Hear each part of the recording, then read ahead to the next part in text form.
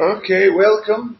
Today is September 11th, 2017, and as we all know, that is a very important anniversary because on September 11th, 1997 is when the Scottish Parliament voted on a referendum to devolve the Scottish Parliament referendumly. Or was it they had a referendum? After a nationwide referendum, Scotland votes to establish a devolved Parliament within the United Kingdom. There you go.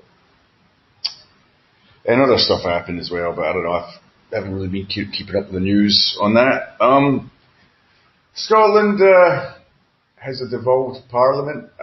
It's one of the most hideous buildings I've ever seen.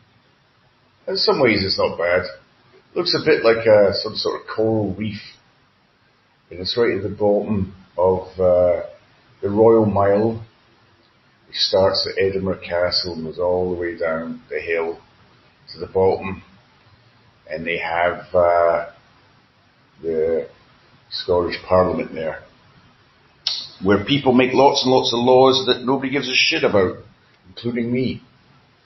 It's right next to, I think it's called the Lion or something like that. The Lions, two big hills / mini mountains that are overlooking Edinburgh, and they look like crouching tigers, crouching lions, hidden alcoholics. So, yeah, I remember September 11th, 2001. There was attacks in New York. They were in the news a bit.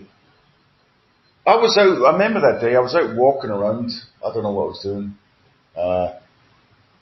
Perhaps prostituting myself, though I'd never done that before and haven't done it since, and I've never actually done it, but who knows, I might have been in my imagination. And I came home and I turned on the radio, because I didn't have a TV, because I was very keeping it real. And they said in a posh English accent, the Twin Towers of the World Trade Center in New York have been destroyed, and I thought it was like an Orson Welles joke or parody or something. I couldn't believe it. Yeah. So and then things I guess that was kind of the change between 1999 and 2000 that I actually thought was going to bring civilization to its knees, because I read an article about how the Y2K bug would set off nuclear missiles aimed at your testicles from over 5,000 miles away, and that, I didn't actually stock any food because I'm too lazy even for a nuclear holocaust. I'd rather just die of radiation poisoning than actually have to do something. I'm sure many of you agree with me. But I was expecting all sorts of stuff to happen. Nothing happened. Same with the ozone layer, remember that? When I grew up, I was worried about the ozone layer, we're all going to die from that. Nothing happened as well. And now, climate change, the world does seem to be heating up. And it probably has something to do with mankind. But there's also a lot of money to be made from this, so I can't completely and unconditionally accept everything that the government is telling us. There's too much money involved from getting this stuff over, because the world has heated up before, and we've had ice ages before. I've also heard that if the world does heat up, the sea levels would rise, which would be very, very bad for places like Bangladesh. But then again, it would also make vast swathes of Canada and Russia arable, and inhabitable. Yeah, so that's the positive aspects of global warming. You get to live in Patagonia and wear a swimsuit or a bikini, like I do, when I'm teaching kindergarten. So I haven't really done this for a while. A lot of things I do, I'll start off enthusiastic and then I'll stop doing them through lack of enthusiasm because I'm not getting paid to do it. There you have it, laid out, honestly. But I'm going to keep doing this. It's not exactly the hardest thing to do. I press a button and I start talking. So let's face it, it's not exactly a gargantuan task. But it does feel a bit like a task, and that's what is the big one, isn't it, really? It's knowing that you have to do something that turns you off it. It's a bit like, having sex with one of my 4 wives. She actually wants to, so therefore I don't want to. Whereas the other 3, I think they've set up their own coven.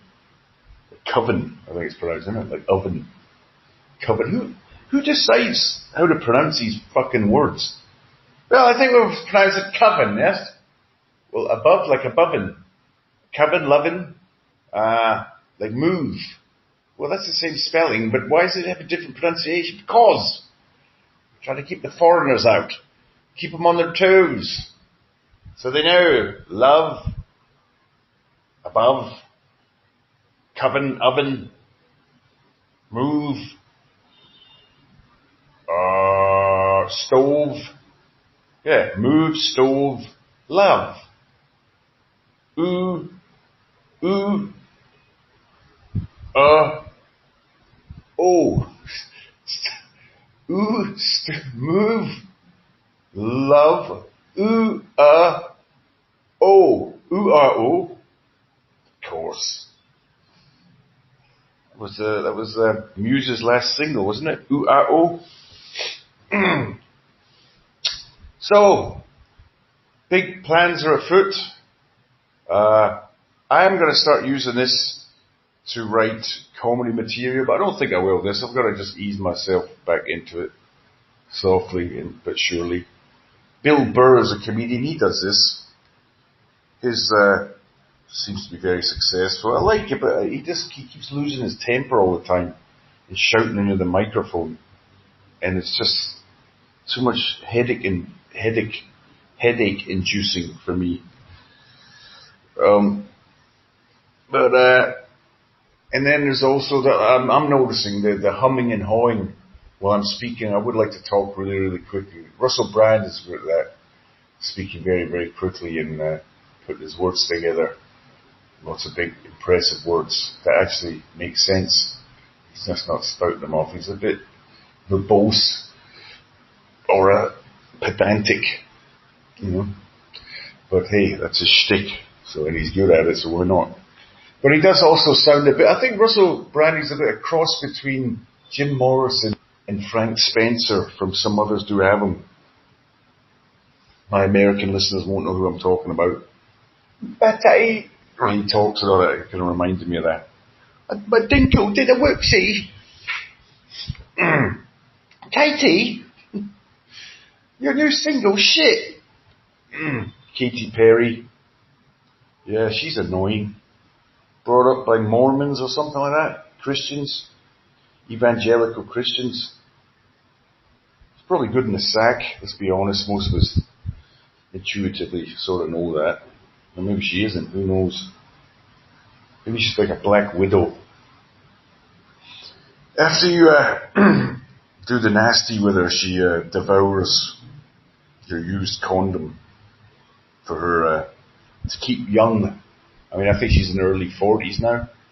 She looks about, well, she doesn't look a day over 47, I think, Kate. Well, early 50s, late 50s at most. And her body's gone long ago, but her face is, she ain't a pensioner, that's all I'm saying.